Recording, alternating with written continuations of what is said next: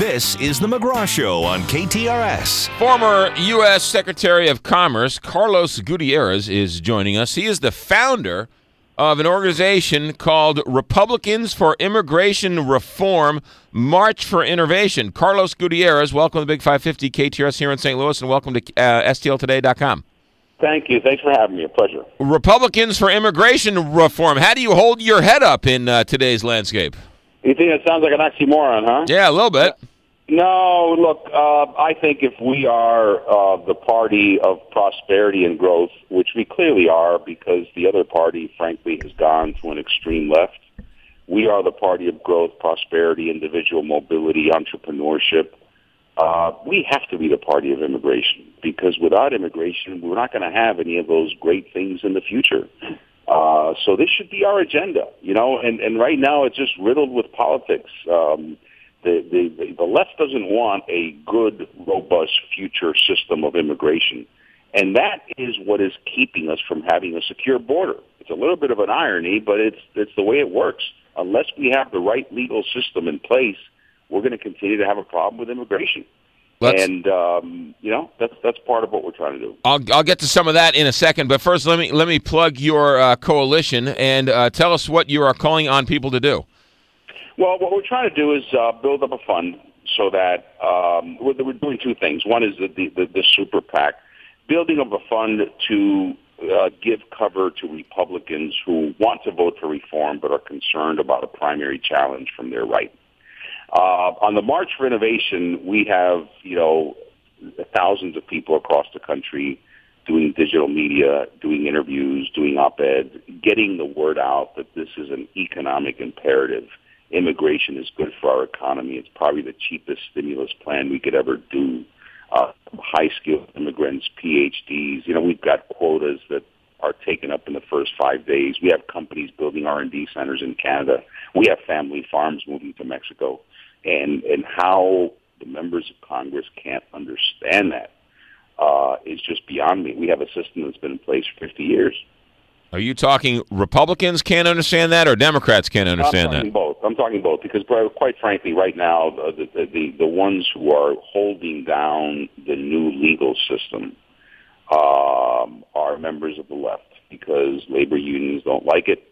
They feel threatened by it. And because of that, we're holding down our economy, and we're just making it very difficult to stop illegal immigration. Now, I'm talking about the future system. There's also another element of this, which is what do you do with the 11 million who are here undocumented?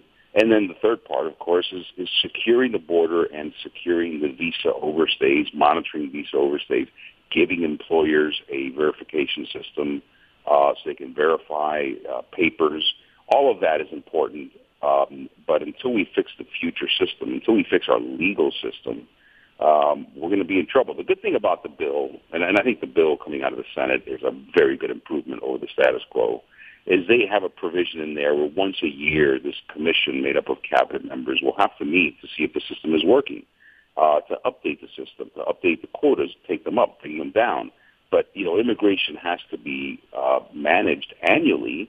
It can't be done every 30 years, which is the way we've been doing it. Why? Countries like Canada and Australia are eating our lunch. Why should this country allow a computer programmer from India into the country? Isn't that programmer from India taking a job an American born here in the U.S. could do? Well, a couple of things. Sometimes that computer engineer works for a company, and the company wants to bring them in for a couple of years to give them some training and then send them back out. But in the other cases, we are simply not producing enough so-called STEM graduates, science, technology, engineering, and math. We don't have enough PhDs. So we need to bring them in from other countries. And, you know, these guys, 40% of the Silicon Valley companies have been started by people who weren't born in the U.S., every one of those immigrants adds, I think the number's like 2.4 U.S. citizenship jobs. I'll give you an example. I was talking to a restaurant owner the other day. He said, look, I have 3 restaurants. I could have 8 if I could find the workers. And if I had 8, I would also be providing more jobs to U.S. citizens. Well, but hold on a second here. Why doesn't he pay a higher wage? That's the way the game's played. Because then he goes out of business. I mean, at some point there's market logic here. If you want to pay someone, I don't know, the $20 an hour to pick lettuce, I suppose you can find someone, but you're not going to be able to sell much lettuce. So, there's a market reality here that we have to recognize. Well, but the market reality is, how come our elected officials aren't protecting jobs that are here and importing people who are going to lower the wages of Americans? Well, look, the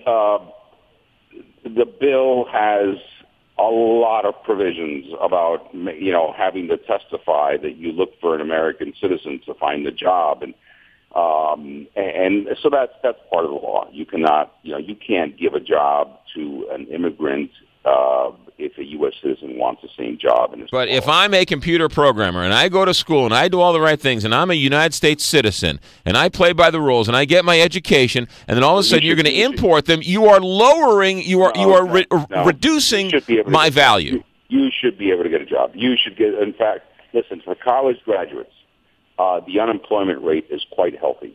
That 7.5% is not the rate for college graduates. They should be able to find a job. They should be able to find a good job. The problem is we don't have enough of the high-skilled graduates. I'll just give you one general number. We need a 2.1%, what the demographers call the fertility replacement rate. Women need to be having 2.1 children on average. We're having 1.9. Without immigration, our economy is going to decline. A declining population is a declining economy. We've known this for 230 years. We just forget it every 20 years or so. Former U.S. Secretary of Commerce Carlos Gutierrez. I'm short on time. How do people get a hold of your organization? What are the digits and numbers and websites? We have R4IR, Republicans for Immigration Reform.